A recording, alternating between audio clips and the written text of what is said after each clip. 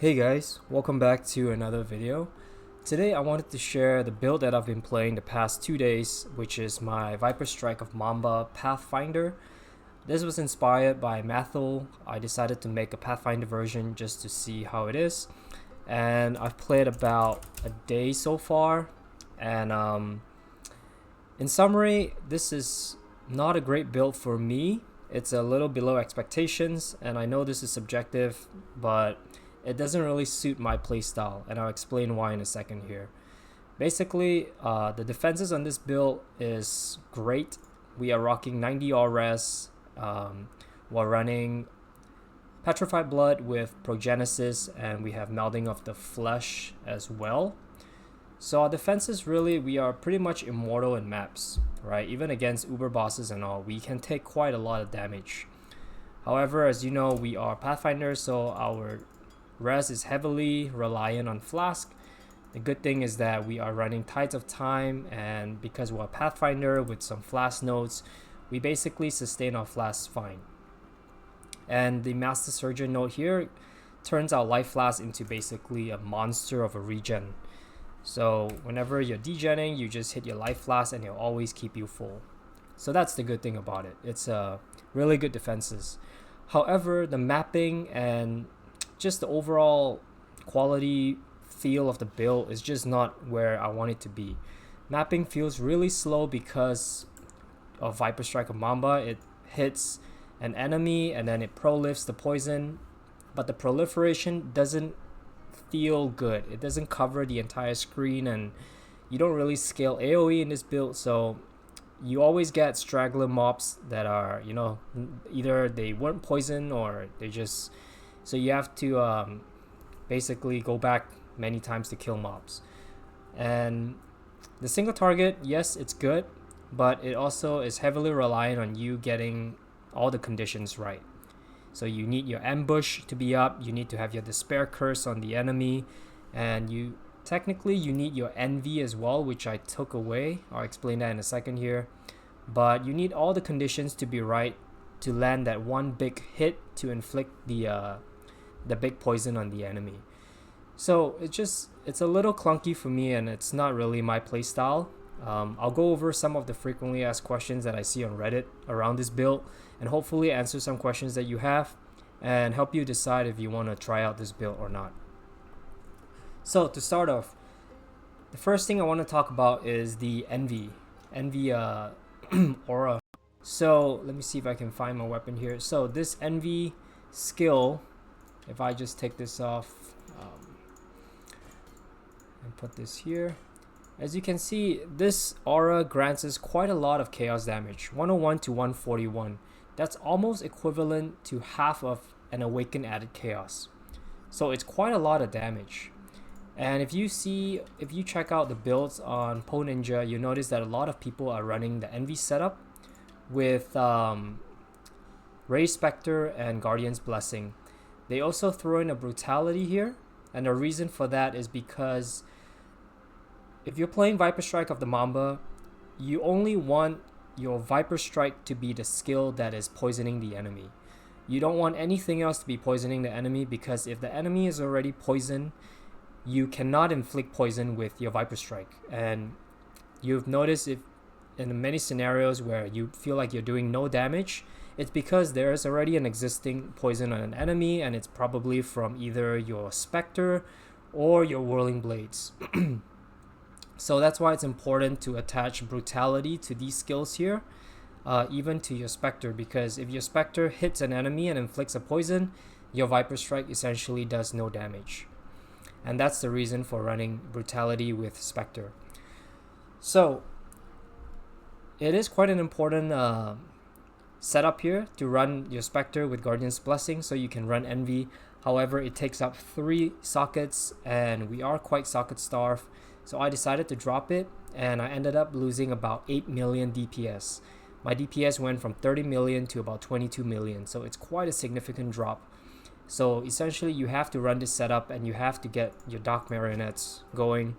I don't know if it's a bug or not, but sometimes I notice my corpse or my Spectre just doesn't resummon again. So I have to constantly buy these, and they go for about 15 chaos each. So it's just tedious and not that fun to play with. Yeah, so that's the the envy setup. I spec out of it and decided to get crit chance and physical damage as the enchant instead. The next thing is the defensive setup that I'm running. So I'm running Melding, Lightning Coil, and this setup is quite expensive because you have to counterbalance the negative resistance that you're getting from Lightning Coil and Melding of the Flesh. It's it doesn't give you much room for creativity in your gear. So you require a lot of resistances. For example, your Topaz Flask here, you have a Bismuth Flask, and you also need the additional elemental resistance. All these needs to be you need all that, and I'm even running like a lightning resistance, I believe right here, lightning resistance, just because you need all that to cap your resistances. Oh yeah, we have a purity of elements as well, so just a lot of things that you have to run to cap it, which is yeah, again, it limits your creativity in gearing up. Also, because we need these flasks here, we cannot run a Quicksilver, and therefore you notice that our movement speed is actually really slow and it's not what I like it to be at. You can whirling blades across the map, but this does not feel good for me. Also, we're running Petrified Blood and Progenesis. Progenesis right now is about 40 to 50 divines. It's not cheap at all, but without these items, your build will feel a little lackluster. Petrified Blood will give you some good defenses, but it's best paired with Progenesis and Master Surgeon. That's the combo that people typically run. Alright, the next thing I have on the list is capping your crit. So if you're playing this build, you notice that a lot of them run Ambush.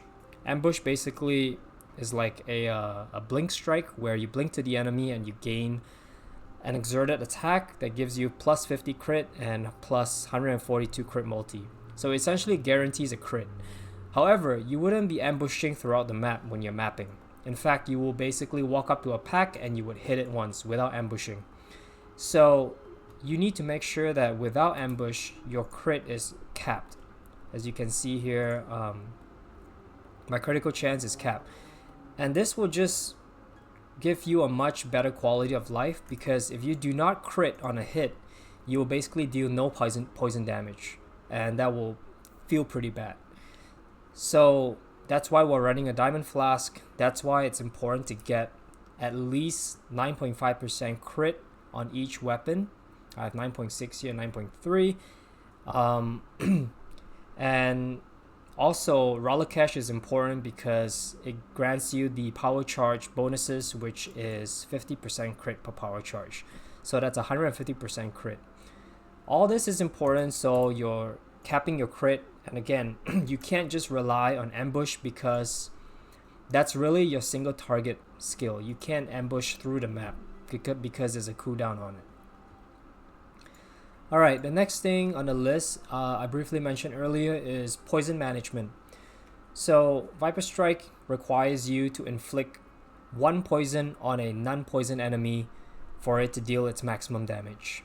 If you have an enemy that's already poisoned, either from your whirling blades, you accidentally whirling blades through a pack, or perhaps you're running the Spectre setup and your Spectre is poisoning the enemy, this will completely fuck up your DPS. So it will cause you to have Z DPS, and it's not what you want. So you gotta be conscious about how you're inflicting your poison. And the next on the list is mana reservation. So this build, as you can see, we are quite starved on mana. We run 1, 2, 3 auras here. We have an Enlightened 3. Ideally, you would need to get an Enlightened 4 for it to feel good. If not, you would have to run lifetap like I'm doing here. As you can see, without lifetap, ambush takes up 25 mana, and our Viper Strike costs 31, and we have 66 mana. So especially if you're casting Despair as well, you basically will have a delay where you cast your skills and you have no mana to hit. And sometimes you might auto attack because you have no mana, and then that fucks up your DPS as well. So it's important to run lifetap if you do not have Enlighten 4, like I do here, on the 2 skills that cost a lot of mana, Ambush and Despair. Ideally, you want it on Whirling Blades as well, but I need my Brutality on there. So if you roll Blades a lot, you notice that, you get no mana to cast Viper Strike. So that's one thing as well. And finally, the last thing I want to go over is just an alternative setup that you can think about, is instead of running Lightning Coil and Melding, which again, it has a lot of requirements and limitations here, you could run a Doppelganger guys with Divine Flesh instead. I think that is quite a good defensive setup as well. Currently, Zhong is running it, and it has more flexibility because you don't get that negative resistance penalty. You only have to get more chaos resistance across your gear to cap your chaos resistance. But Doppelganger guys gives you 40% less physical and chaos damage taken, so it pairs really well with Divine Flesh. And yeah, but aside from that, that's all the tips that I have. I will go over my gear really quick here. So these 2 weapons I crafted myself. I just bought some fract here, and basically we put Essence of Contempt for the physical damage, and we're looking for crit multi. And then you want to isolate everything else by annulling them, and then do 3 crafted mods, crit chance, and hits can be evaded. Viper Strike takes the damage from both weapons along with the crit chance and the accuracy, so it's important that you have hits can be evaded on both of them and a high crit chance on both weapons as well. This helmet here is just a basic helmet where we have high life, 2 resistances, and dexterity. The purpose of dexterity on these gears is, as you can see, we have a lot of dexterity, but we're still getting that because the goal is to anoint these tattoos here, 2% increased movement speed, to compensate for the lack of movement speed in our build. So let me just sell this really quick. Alright, so back to the gear. Ashes of the Star is best in slot because of the 30 quality.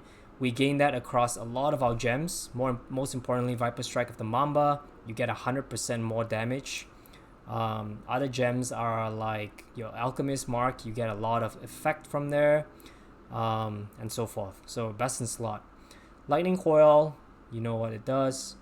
The rings here are basically, you're looking for strength in, life, and damage as damage taken recoup. Same for here.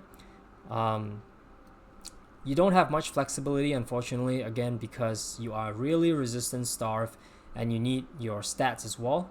You need a lot of strength in because for the gear requirements. For the glove, we have non-vol strike skill, targets 2 additional enemies, which is very important. There are 2 ways to go about doing this. You could either buy a glove that has the nice mods crafted on it, like suppression, life, resistances, and then try your luck in getting non-vol strike skills. Or you could buy a glove with the non-vol strike skills, target 2 additional enemies, because that is quite pricey to roll in itself. It costs you, on average, I would say about 8 to 10 divines. So that's what I went with. I spent about 7 divines, I think, to buy the implicit, and then I crafted the glove myself. This one is very important to get 3 charges for both life and utility. That will ensure that your flasks are all always up. And then finally, Relicash. Now for the passive tree, this is what it looks like. I'll include the POB link below as well. We're running 5 passive voices because we can't afford the 3 passive. And then basically low tolerance, medium clusters. Make sure to get 4 passive here if possible. If you're getting a 5 passive, make sure it comes with either Val Reinvigoration or Exposure Therapy. This will allow you to path like this instead of having to take an extra point. And then for the jewels, we're basically running, this is the default jewel, plus 2 maximum lightning res, life, and then 1 multi-jewel. Same here, we have multi, max res, life. And just so you know, you could buy these on trade. You don't have to go for maximum lightning rest. You could go for max fire or max coal, and it doesn't need to be 2%. You can then use your harvest reforge to change the resistances, and that will also re-roll the range of it from 1 to 2%. Brutal restraint here. This one is really nice. We got some avoidance, stun avoidance here. We are basically stun immune from this build. Stun avoidance 100%. We got some nice movement speed here, and then some poison, inflict faster with some flash charges gain.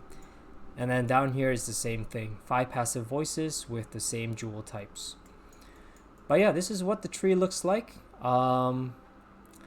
Again, I've poured over 100 divines in this build and I'm not having fun with it, to be honest, so I'm going to reroll.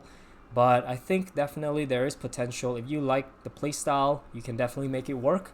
I just like something that zooms a lot faster in maps. So let me know your thoughts and feedback in the comment section below. And that's it for this video. Bye.